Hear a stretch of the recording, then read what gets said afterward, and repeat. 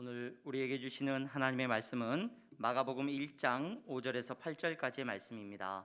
마가복음 1장 5절에서 8절까지의 말씀, 제가 말씀 봉독해 드리겠습니다. 온 유대 지방과 예루살렘 사람이 다 나아가 자기 죄를 자복하고 요단강에서 그에게 세례를 받더라. 요한은 낙타털옷을 입고 허리에 가죽띠를 띠고 메뚜기와 석청을 먹더라. 그가 전파하여 이르되 나보다 능력 많으신 이가 내 뒤에 오시나니 나는 굽혀 그의 신발끈을 풀기도 감당하지 못하겠노라.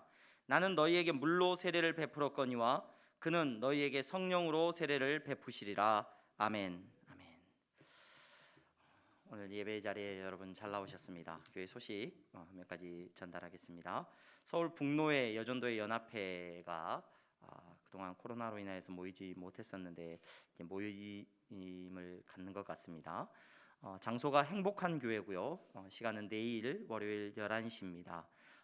서울에서 출발하시는 분들을 위해서 공영차고지에서 10시에 함께 출발한다고 합니다. 여러분 참여하시는 분들은 참여하셔서 은혜 받으시기를 바랍니다.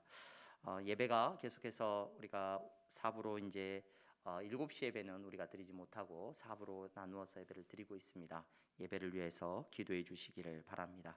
우리가 코로나 이 어려움으로 인하여서 서로가 거리두기를 하고 있는 이때 특별히 교회 안에서 내가 코로나에 걸렸다라는 마음으로 이렇게 좀 사람들을 접촉하는 게 필요하겠다라는 생각이 많이 듭니다. 그러니까 내가 감기나 코로나가 걸렸을 때 교회 안에서 마스크를 쓰고 거리두기를 하면서 예배를 드리고 있다라는 생각으로 여러분들이 서로의 몸가짐을 그렇게 가져주시면 또 서로를 배려하는 그런 자세가 될 것 같습니다. 계속해서 기도해 주시기를 바라고요. 우리 황민도 학생이죠 아직. 우리 황민도 학생 휴가 나왔습니다. 군에서 휴가 나와서 오늘 예배는 참석을 못 하더라고요. 군인들이 한 90일 동안 이렇게 휴가가 없이 살다가 아마 이렇게 우리 민도가 이제 휴가를 받아서 왔는데 이제 교회나 이렇게 사람들이 많이 모이는 곳은 이렇게 참석하지 못하도록 군에서 이렇게 지시를 했던 것 같아요. 그래서 예배는 참석 못하지만 지금 온라인으로 예배드리고 있을 텐데 우리 민도 학생 여러분 격려해 주시고 많이 축복해 주시면 감사하겠습니다. 우리 환우들을 위해서도 계속해서 기도해 주시면 감사하겠습니다. 오늘 예배 자리에서 여러분 서로 믿음으로 마음으로 환영하고 인사하는 시간 가지면 좋겠습니다. 잘 나오셨습니다. 축복합니다. 인사해 주시기 바랍니다. 네, 감사합니다. 오늘 마가복음 1장 5절에서 8절까지의 말씀을 통하여서 여러분들과 말씀을 통하여 은혜를 받기를 원합니다. 세례 요한이 광야에서 이 요한이라고 하는 사람이 주님의 길을 준비했습니다. 그것은 그 길을 준비하는 것은 사람들에게 죄를 알게 하고 회개하도록 하는 세례를 받도록 하는 것이었습니다. 이러한 요한의 사역에 열매가 있어요. 어떤 열매가 있느냐? 우리가 읽은 말씀에 보니까 이렇게 기록이 되어 있죠. 5절 말씀에 유대 지방과 예루살렘이 다 나아가 죄를 자복하고 요단강에서 그에게 세례를 받았더라. 이렇게 말씀이 기록을 하고 있습니다. 요한이 죄를 깨닫게 하고 세례를 베푸는 이러한 사역을 하는데 사람들이 왔어요. 사람들이 많이 왔습니다.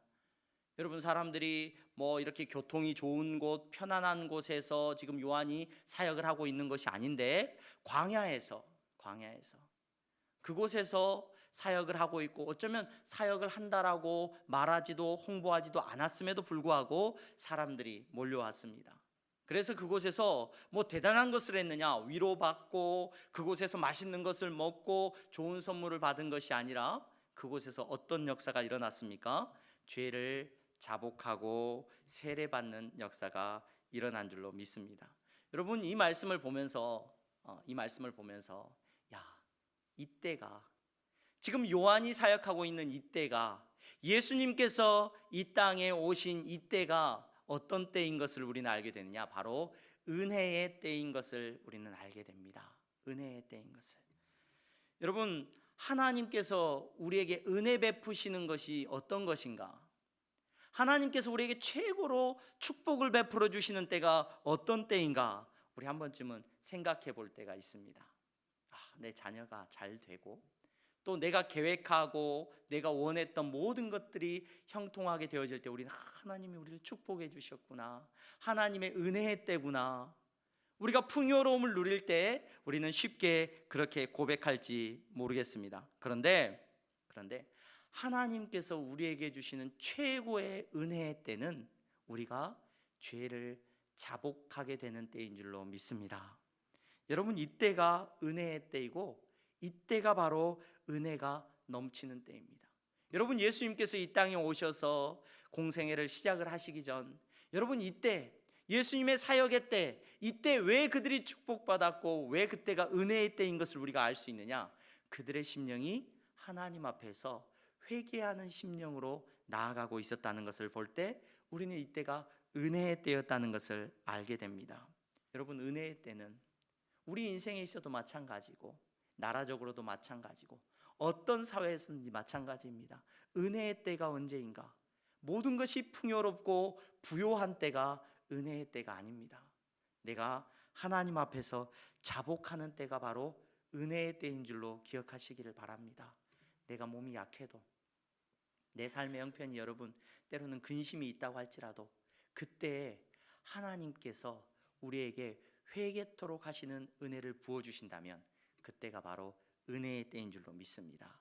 로마서 말씀 1장에 보면요, 은혜 받지 못한 때, 은혜 받지 못한 사람들에 대한 이야기가 나오는데 3번이나 반복해서 한 표현이 사용되고 있어요. 그 표현이 무슨 표현이냐면 24절에 하나님께서 그들의 마음의 정욕대로 더러움에 내버려 두사. 26절 말씀, 하나님께서 그들을 부끄러운 욕심에 내버려 두셨으니. 28절 말씀입니다. 하나님께서 그들을 그 상실한 마음대로 내버려 두사. 이렇게 말을 하고 있어요. 여러분, 하나님께서 내버려 두시는 때가 은혜의 때겠습니까? 아니면 하나님께서 회개케 하시는 때가 은혜의 때겠습니까? 여러분, 이때가 은혜의 때입니다. 저와 여러분들이 어느 때를 살아가고 있는지 여러분 믿음의 눈으로 바라볼 수 있고 분별할 수 있는 지혜가 있기를 바랍니다. 와, 우리 대한민국 얼마나 잘 사는지 몰라, 얼마나 행복한지 몰라, 모든 것이 좋아, 모든 것이 넉넉해, 모든 것이 풍요로워. 그래서 은혜의 때가 아니라 여러분 믿음의 눈으로 이 시대를 분별할 수 있는 지혜가 있기를 간절히 소망합니다. 하나님께서는 은혜의 때 회개의 영을 부어주시는 줄로 믿습니다. 그런데 오늘을 살아가면서 이 회개 가운데 나아가는 것, 이 회개의 역사가 일어나는 것, 이것들을 우리가 사모하면서 우리 가운데서도 그런 간절함이 있기는 한데, 오늘을 살아가는 우리의 삶에 있어서 이 회개라는 것이 일어나는 것이 참 힘들다는 것을 깨닫게 됩니다. 이 자복하는 것이 정말로 힘들구나라는 것을 깨닫게 됩니다. 왜냐? 다양한 이유들이 있겠지만 죄에 대한 기준이 우리 가운데 굉장히 불분명하기 때문에 그래. 죄가 무엇인지에 대해서 그 기준이 굉장히 어렵다는 거예요. 왜 죄에 대해서 어렵습니까? 죄가 왜 그렇게 어렵습니까? 제가 종종 우스갯소리로 이야기합니다마는 흥부놀부와 오늘을 살아가는 우리 시대의 다양함에 대해서 이야기를 하는 겁니다. 흥부와 놀부 중에 누가 나쁜 사람이에요? 누가 나쁜 사람인가? 집에 있는 흥부놀부 책을 제가 우리 자녀들이 읽는 걸 보면서 제가 다시 한번 봤는데, 옛날에는 당연히 놀부가 나쁜 사람이었어요. 놀부가. 그런데 오늘 시대에는 여러분 놀부가 나쁜 사람이라고 함부로 말하지 않습니다. 왜냐? 놀부는 자기 삶의 영역에 있어서 책임지고 가정을 책임지고 얼마나 성실하게 열심히 살았는지 몰라요. 물론 흥부도 열심히 살았습니다마는 여러분 흥부를 바라보면서 여러분 오늘날 착한 남편이다라고 말할 수 있는 사람은 별로 없을 거예요. 오늘날 죄에 대해서 이야기를 나누는 것도 그렇습니다. 죄에 대한 기준이 매우 여러분 어렵습니다. 그렇기 때문에 죄에 대한 기준이 흔들려져 있기 때문에 회개에 대해서 이야기하는 것이 쉽지 않다는 것을 우리는 고백하게 됩니다. 여러분 삶의 영역이 너무 넓습니다. 삶의 방식도 여러분 너무 다양합니다. 살아가는 모습이 저마다 다 달라요. 그러다 보니까 여러분 죄에 대해서 말하는 것이 굉장히 어렵다는 것을 저와 여러분들은 부인할 수가 없습니다. 결정적으로 오늘 특별히 개신교 안에서 신앙생활하는, 개혁교회 안에서 신앙생활하는 저와 여러분들, 예수 그리스도 이후의 복음의 시대에서 신앙생활하는 저와 여러분들이 특별히 더 어려운 이유가 있어요. 왜냐하면 예수님으로 말미암아서 우리에게 자유가 주어졌단 말이에요. 자유가. 복음 안에서 우리는 아무 것이나 해도 된다라고 하는 그 자유 가운데서 우리는 살고 있기 때문에 죄에 대한 기준이 거의 상실되어 버린 것처럼 우리는 신앙생활할 때가 참 많다는 것을 부인할 수가 없습니다. 그래서 여러분 우리가 회개한다? 굉장히 어렵습니다. 굉장히. 어떤 사람에게 회개하십시오라고 말을 하면은 여러분들의 심령 가운데 회개의 역사가 구체적으로 일어나는 것이 굉장히 모호하게 일어나는 것을 경험하게 됩니다. 그래서 그런 결과 역설적이게도요, 교회 안에서나 우리가 신앙생활하면서 가끔 신앙생활하는 모습을 가만히 살펴보면, 또 교회들의 여러 모습을 살펴보면 예수님 이전의 시대의 율법적인 어떤 삶의 모습으로 자꾸 그렇게 가르치고 오히려 그런 가르침을 좋아하게 되는 우리 모습을 보게 돼요. 구체적으로 말해주는 거에 좋은 거예요. 이게 죄야, 이게 죄야. 너 잘못했어, 회개해, 이렇게 말해주는 것을 사람들이 좋아하더라. 또 어떤 사람들은 야, 죄에 대해서 이제 그만 얘기해라. 이제 더 이상, 그래 예수님께서 우리에게 자유를 주셨으니까 우리는 죄에 대해서 매여 있을 수 없지 않겠니? 라고 말하면서 죄에 대해서 신경 쓰기를 싫어하는 그러한 신앙의 모습이 또 나타나기도 한다는 것을 우리는 부인할 수가 없습니다. 여러분, 이러한 접근 방식은 둘 다 매우 잘못된 방식입니다. 율법주의적인 방식도 우리의 신앙생활에 있어서 굉장히 잘못된 접근 방식일 뿐만 아니라 오늘 죄에 대해서 전혀 신경 쓰지 않는 그러한 삶의 모습도 분명히 하나님께서 기뻐하시지 않는 모습인 줄로 압니다. 여러분, 예수 그리스도의 은혜 안에서 예수 그리스도로 말미암아 저와 여러분들은 구원받았습니다. 하지만 구원받은 백성으로서의 삶을 살아가는 성도는 죄에 대해서 누구보다도 무엇보다도 더욱 민감해져야 된다는 것을 기억하실 수 있기를 바랍니다. 예수님께서는 우리에게 완전한 자유와 구원을 주셨지만 죄를 짓고 살아라, 죄를 지어도 된다 라고 말씀하신 적이 없어요. 누구보다도 죄에 대해서 저와 여러분들은 민감해야 됩니다. 세상이 엄청나게 다양해졌고 삶의 방식이 다 다릅니다. 똑같이 사는 사람이 없어요. 직장 생활도 다 다르고 여러분 먹는 것도 다르고 사는 것도 다 다릅니다. 하지만 죄의 기준은 분명하다는 것을, 죄는 동일하게 우리 안에 존재하고 있다는 것을 기억하실 수 있기를 바랍니다. 특별히 말세의 때를 살아가는 저와 여러분들은 이 죄의 문제에 대해서 특히 민감해야 됩니다. 예민하게 반응해야 됩니다. 그리스도인은 무엇을 해야 하는지 여러분 이 부분에 대해서 여러분 민감하게 반응할 수 있기를 바랍니다. 여러분, 죄는 무엇입니까? 성경에서 죄를 무엇이라고 말하고 있습니까? 여러분 분명히 알죠. 우리는 죄는 하나님의 말씀에 순종하지 않는 것입니다. 이 죄는 우리 학생들에게 제가 학습셀의 문답서를 가지고 교육할 때 죄가 어떻게 나누어집니까? 죄는 원죄가 있고 자범죄가 있습니다. 우리는 태어날 때부터 죄인이라고 불리우는 사람들입니다.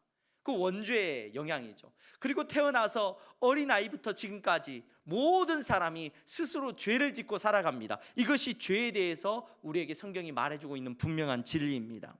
그런데 저는 우리 향동교회 귀한 성도님들이 신앙생활을 하면서 이 죄의 문제에 대해서 굉장히 민감하고 바른 판단력을 가지기를 원하는데, 하나님의 말씀에 순종하지 않는 것이 바로 죄라고 성경이 말하고 있는데, 그러면 구체적으로 내 삶에 있어서 죄에 대해서 어떻게 접근을 하고 어떻게 이해하고 분별할 것인가, 이렇게 생각을 할 때 여러분 부정적인 부분을 저와 여러분들이 조금은 분별할 필요가 있겠다라는 생각을 하게 됩니다. 이게 무슨 말이냐면은, 학교에 학생이 이제 학교 생활을 해요. 학교 생활을 하다 보면은 학교에 가면은 교칙이라는 게 있습니다. 교칙이라는 게 있는데 그 교칙에 보면은 학생으로의 신분으로서 하지 말아야 할 것에 대해서 이야기를 많이 해줘요. 저희 학교 다닐 때는 머리가 3cm였나요? 3cm 이상 넘어가면 안 되고, 복장은 교복이었고, 항상 어떤 자세가 돼야 되고, 뭐 넥타이도 어떻게 항상 메고 다녀야 되고, 모든 것들. 그래서 아침에 등교할 때면 선생님이 앞에 그 교문 앞에서 기다리고 서 있다가 그 교칙대로 하고 오지 않은 친구에 대해서는 이렇게 제재를 가했던 기억이 납니다. 여러분, 신앙생활하면서 우리가 죄에 대해서 생각을 할 때 이렇게 우리가 쉽게 생각을 해요.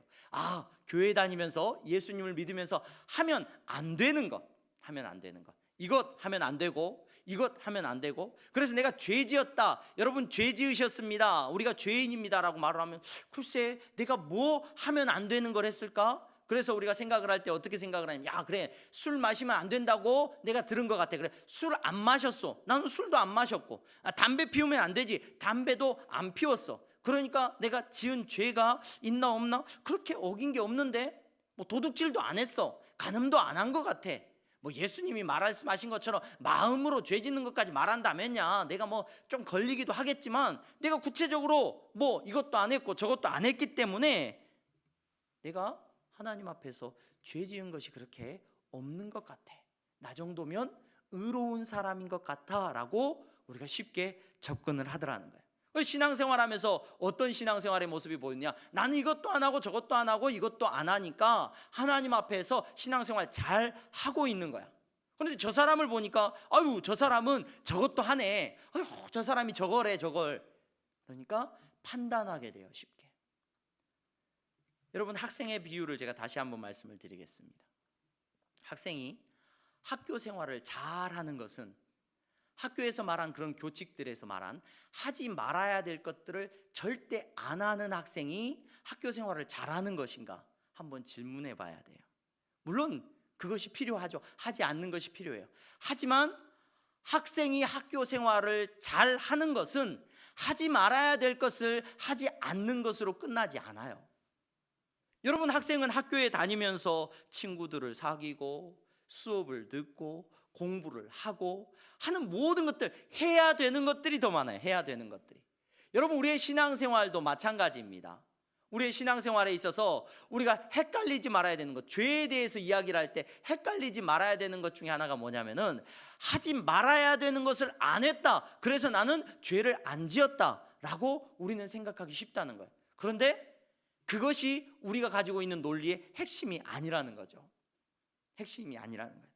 저는 목사 안수를 받고 처음, 제가 목사 안수를 받자마자 처음 사역을 충현교회에서 사역을 시작을 했어요. 충현교회는 여러분, 강남의 역삼동에 있는 교회인데 굉장히 역사와 전통이 있는 교회입니다. 건물 자체에서도 느껴지는 분위기가 있는데, 건물 자체에서도 느껴지는 그 분위기가 굉장히 역사와 전통이 느껴집니다. 근데 제가 그곳에서 처음 사역을 시작을 했는데, 이제 사역지가 이제 목사 안수를 받고 그곳에서 이제 사역을 하세요 이렇게 이제 허락을 하셔서 이제 이사를 했어요. 가족들하고 이사를 하고 사택으로 이제 이사를 하고, 그날 밤에, 그러니까 사택으로 들어가고 이제 그 주부터 이제 사역을 시작을 하기로 다 계획이 이제 세워져 있는데, 그날 저녁에 먼저 그곳에서 사역하고 계신 한 목사님이 이제 저하고 같이 새롭게 그 교회에서 사역을 시작하기 시작해 다른 목사님들하고 불렀어요, 저를. 그러면서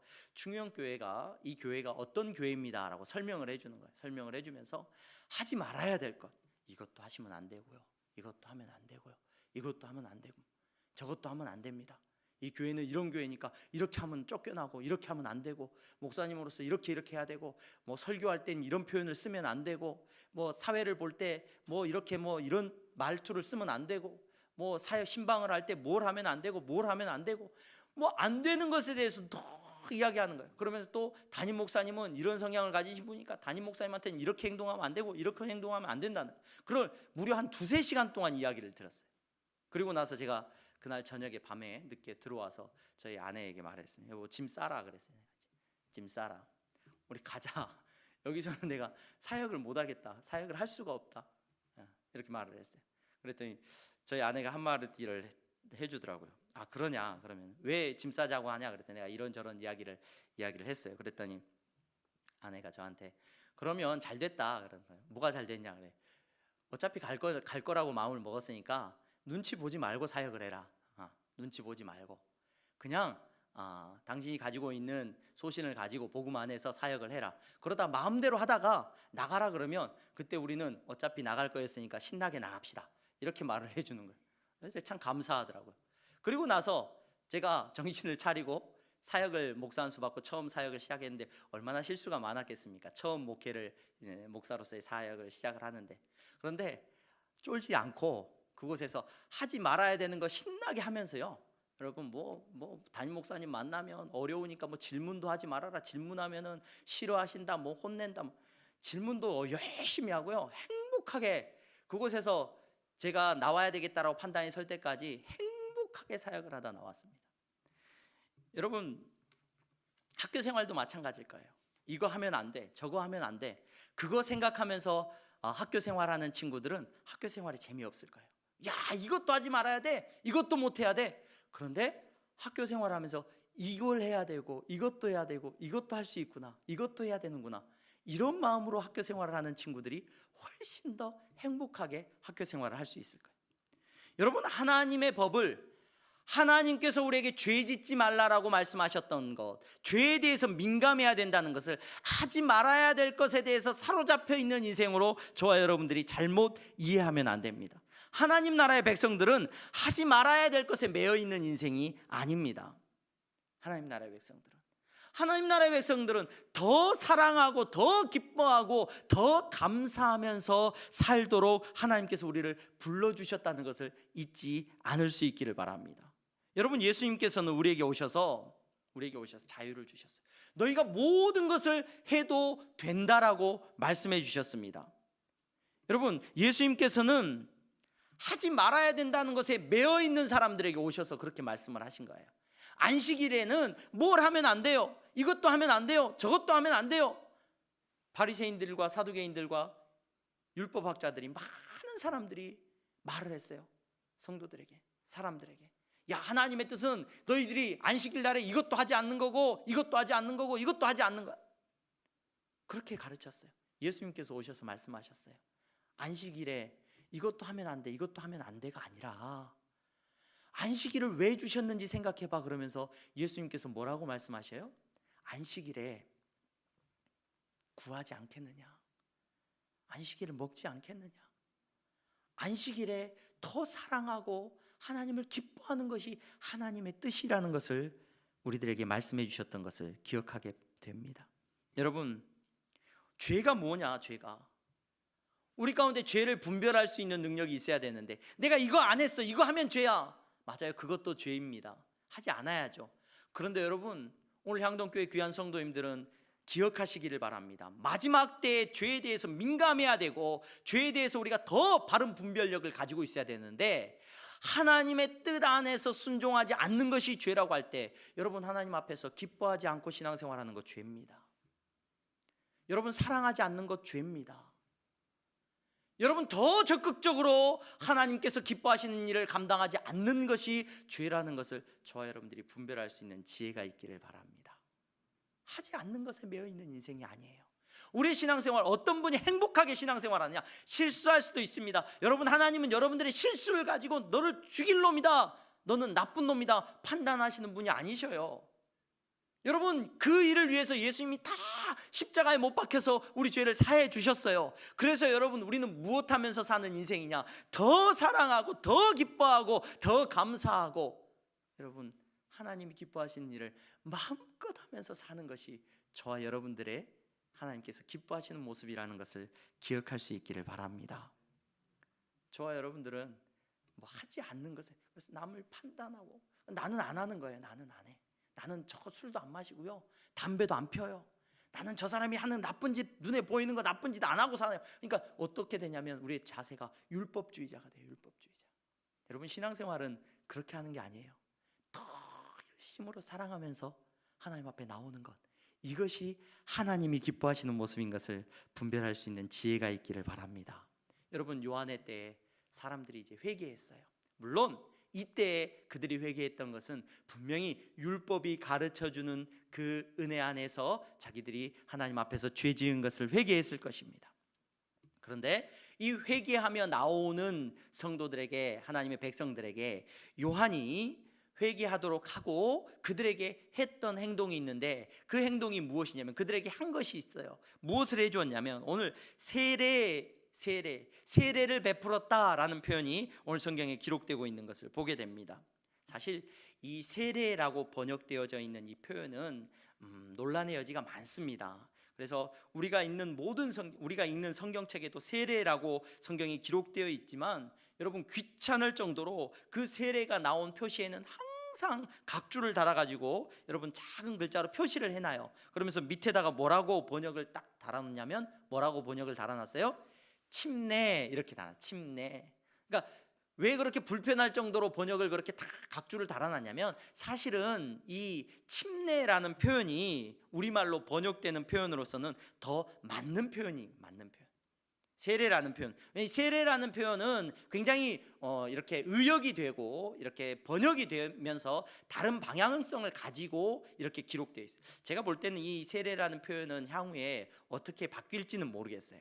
근데 원래적인 의미를 살펴보면은 세례라는 이 표현 자체는 밥티조마이라는 이 단어에서 왔는데, 이 밥티조마이라는 이 단어가 무슨 뜻이냐면 우리말로 번역을 하면 침례라는 표현입니다. 침례. 침례라는 표현이 무슨 의미입니까? 이 침례라는 표현도 이 예자를 붙여가지고 조금은 이렇게 다른 의미가 됐어요. 예식이라는 거죠. 세례 그러면은 씻는 의식이다라는 예식이다라는 거고, 침례 그러면은 잠기는 예식이다라는 표현이 이 침례라는 표현인데, 원래적으로 말하자면 이 예식이다라는 표현은 없어요. 밥티조마이라고 하는 이 밥티조라고 하는 이 단어는 그냥 잠그다라는 뜻입니다. 잠그다, 물에 담기도록 하다라는 표현이에요. 그래서 여러분, 이 그리스도인들에게, 오늘 성도로 살아가는 성도들에게 굉장히 중요한 하나의 단어죠. 또 의식입니다. 이 세례, 침례라는 것. 그래서 여러분, 이 침례, 세례라는 이 단어로 인하여서 여러분 교단이, 우리 개신교 안에는, 개혁교회 안에는 교단이 하나 형성이 되어 있습니다. 이 교단은 비교적 건강하고 많은 교회들을 세우고 있는데, 그분들이 주장하는 강력한 주장 중에 하나는 세례 의식을, 침례를 받아야 된다라는 주장을 가지고 있어요. 이 주장이 굉장히 설득력이 있습니다. 그리고 우리 신앙생활하는 많은 성도님들 가운데서도 우리는 침례를 받은 분들도 있고, 그냥 안수례는 저희가 우리 대한예수교 장로회에서 일반적으로 행하는 물을 적셔서 머리 위에 얹는, 또 관수례라는 것도 있어요. 관수례, 물을 붓는 행위도 있어요. 물을 그냥 머리에 이렇게 붓는 행위도 있는데, 저희 성도님들하고 이야기하다 보면은 저희 아내부터가 침례를 받았더라고요. 침례를 받았고, 많은 성도들 가운데서 신앙생활 하시는 분들 가운데 다른 교회, 개혁교회 안에서 신앙생활 하신, 개신교회 안에서 신앙생활 하셨던 분들은 침례를 받으신 분들도 있고 안수를 받으신 분들도 있고, 다양한 모습을 이렇게 보이는 것을 보게 됩니다. 오늘날 장로교회 안에서도 왠지 더 침례하는 이 물에 잠기는 이 행위가 그냥 단순히 물을 적셔서 이렇게 안수하는 것보다 더 이렇게 의미가 있겠다라고 해서 이렇게 침례를 베풀고 있는 교회도 있습니다. 교회 형편에 따라서 그렇게 하는 교회들도 있는 것으로 알고 있습니다. 그런데 여러분, 이 세례든 침례든 이런 행위가 의식이나 사실상 어떤 식으로 이 의식을 하느냐, 이것이 외형적인 것이 사실 이 의식의 본질은 아니죠. 이 의식의 본질은 물에 잠기든지 아니면 물을 붓든지 아니면 안수를 하든지 하는 것이 이 의식의 최종적인 목적이 아니라는 겁니다. 최종적인 목적이. 제가 군대 영화를 참 좋아했었는데, 그 전쟁 영화를 좋아했었는데, 전쟁 영화에서 참 감동 깊게 봤던 것 중에 하나가, 막 전쟁이 나서 막 총에 맞아서 죽어가고 있는데 그 군종병인 것 같은 병사가 막 찾아다니면서 막 총알이 날아오고 있는데 찾아가가지고 죽어가는 사람에게 세례를 베풀어 주는 거예요. 죽어가는 사람에게 성경책 옆에서 읽어주고 죄를 고백하게 하고 그 순간에 막 안수해주고 세례를 베푸는 모습, 그 모습이 너무 멋있더라고요. 그때 침례를 할 수 있겠습니까? 물에 가서 이렇게 물에 들어가야 되니까 이렇게 해야 된다거나, 아니면 물을 부을 수 있겠습니까? 아니면 물에 적셔서 깨끗한 손으로 이렇게 안수를 할 수 있겠습니까? 그럴 수 없죠. 또 침례든 안수든 제가 병상 세례도 해봐요. 병상 세례는 어떤 세례냐면은 병상에 가가지고 아파서 지금 사경을 헤매는 분이 예수님을 영접하고 그분이 구원받아야 됩니다 해서 가족들의 요청을 따라서 그분의 신앙의 고백에 따라서 병상에서 세례를 주는 경우도 있어요. 그분을 어떻게 또 물에 담그거나 하겠습니까? 또 여러 상황이 형편이 있어요. 그런데 우리가 그럼에도 불구하고 그분에게 세례든 침례든 이미 이루어졌다라고 말하는 것은 그 의식적인 행위가 본질이 아니기 때문에 그래요. 왜냐하면 오늘 우리가 읽은 본문의 말씀의 8절 말씀에 보면은 이렇게 기록되어 있습니다. 나는 너희에게 물로 세례를 베풀었거니와 그는 너희에게 성령으로 세례를 베푸시리라.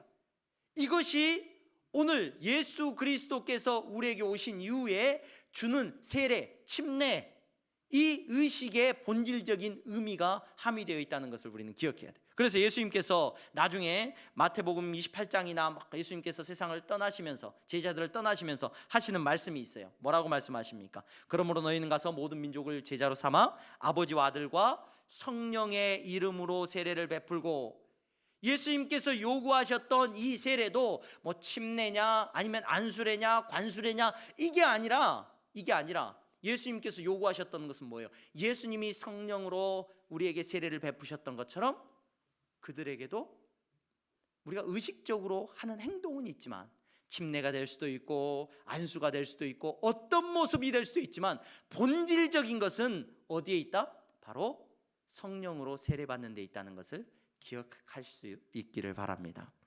여러분, 오늘 우리가 읽은 본문 안에서 물에 잠겨야만 또는 안수를 받아야만 성령 세례를 받는 것으로 이어지는 것은 아니에요. 어떤 의식이든지 간에 우리는 성령으로 세례받는 것이 우리에게 본질적인 의미인데, 우리는 이 세례다, 침례다라고 번역되어진 이 표현 자체, 이 단어가 주는 그래서 의미를 조금 더 깊이 묵상해 볼 필요가 있습니다.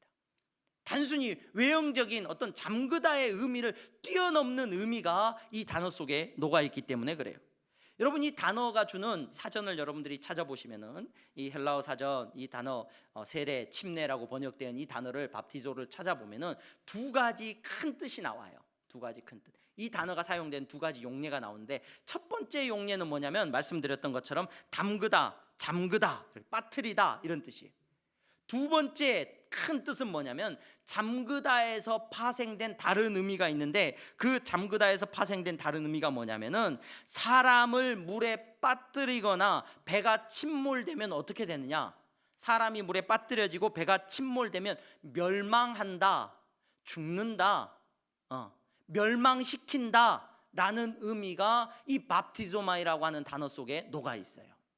물에 빠지면은 어떻게 되느냐? 물에 잠긴다, 사람이 물에 잠겼다라고 하면은 어떻게 된 거예요? 멸망됐다, 죽었다, 끝났다라는 의미가 이 단어에, 세례라고 번역되고 침례라고 번역된 단어에 녹아 있다는 것을 기억할 필요가 있다는 겁니다.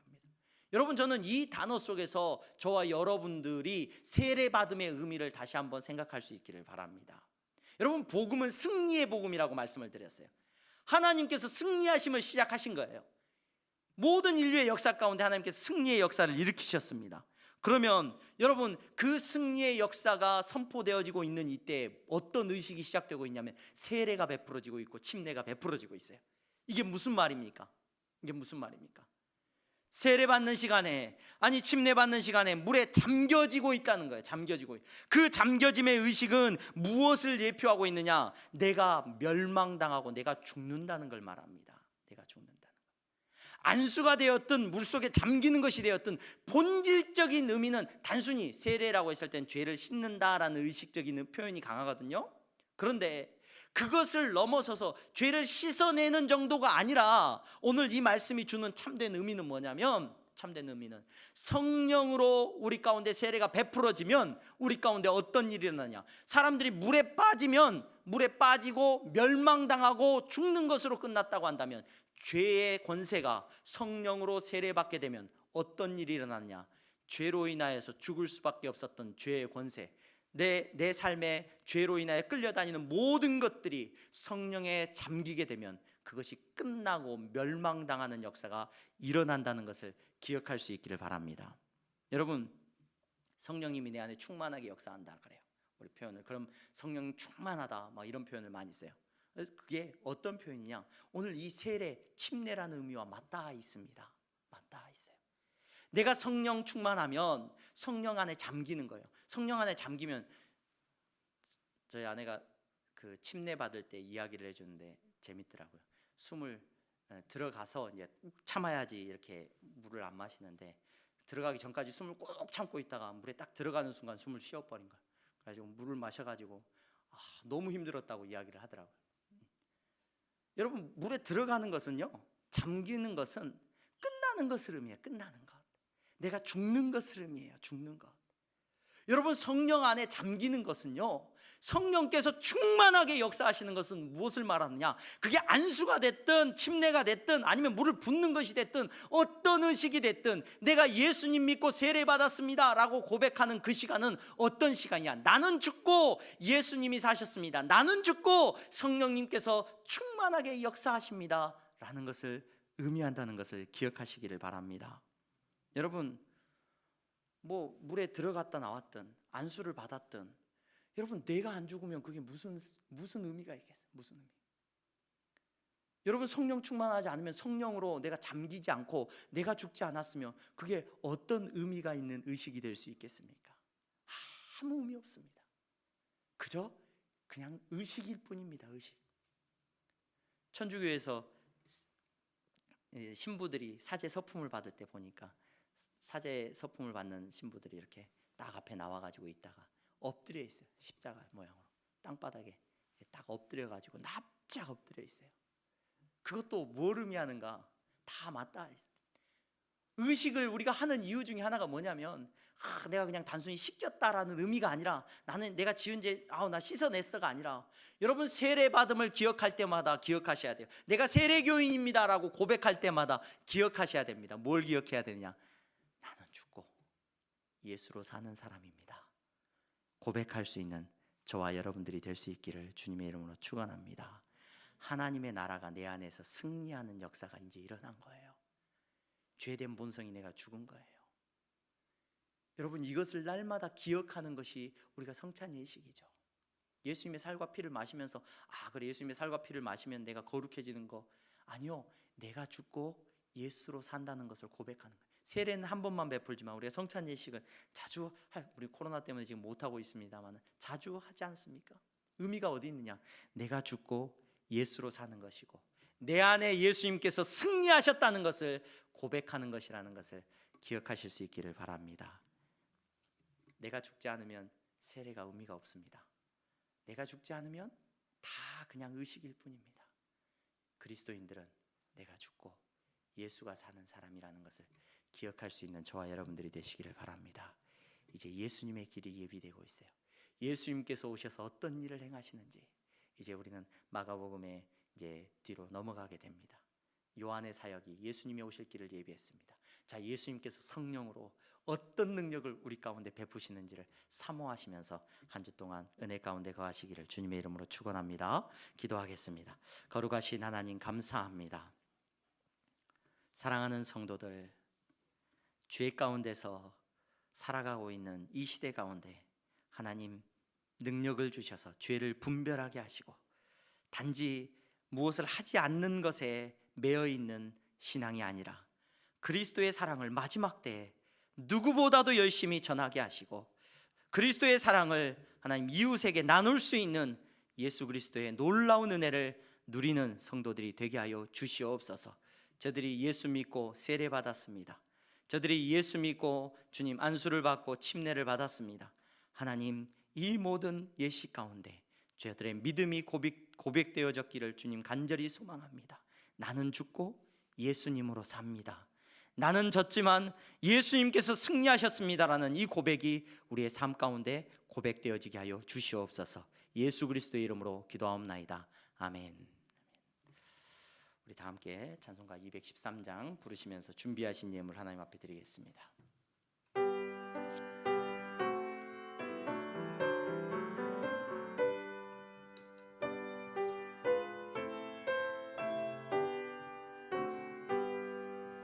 나의 생명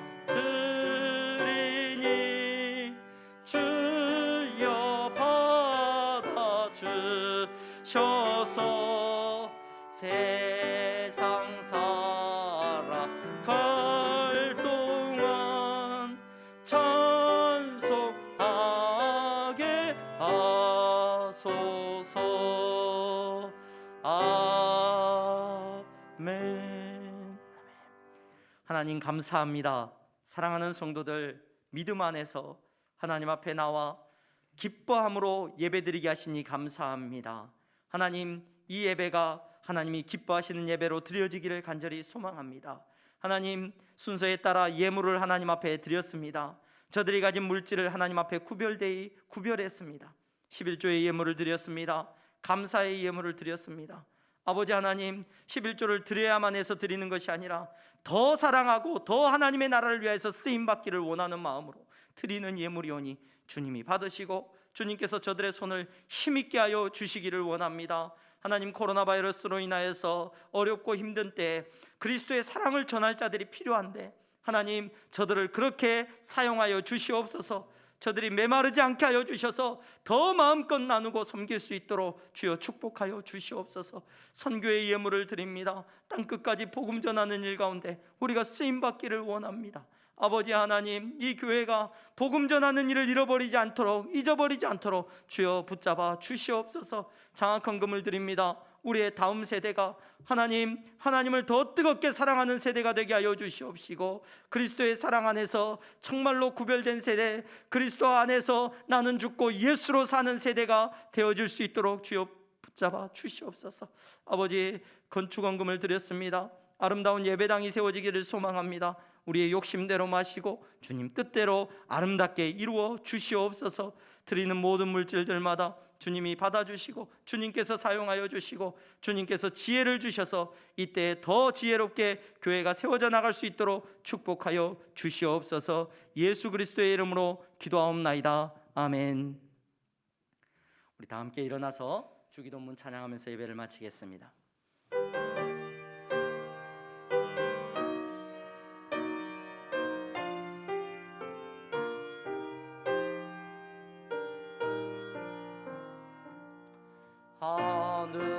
하늘에 계신 아버지, 이름 거룩하사 주님 나라 임하시고 뜻이 이루어지다.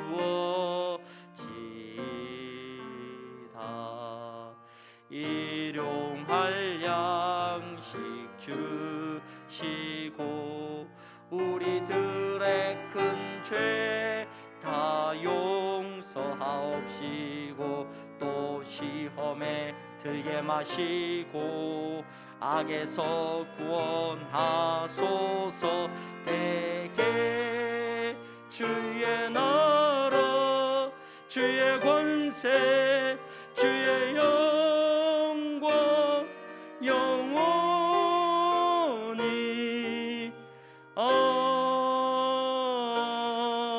아멘.